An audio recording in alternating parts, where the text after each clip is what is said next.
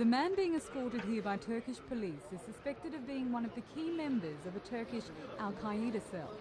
Harun Ilhan was among 10 alleged militants set to face charges on Friday. They're accused of involvement in suicide bombings that killed 62 people in Istanbul last month. Turkish authorities were quick to hail the wave of arrests as a success. Police also seized more than £1,000 of explosives, along with a large cache of rifles and handguns.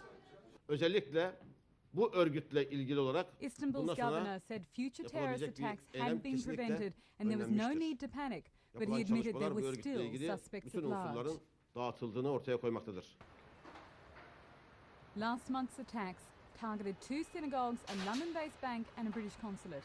A police document leaked earlier this week suggested US or Israeli interests may be next. Either way, security will be tight in the coming days amid fears of further attacks over the festive season.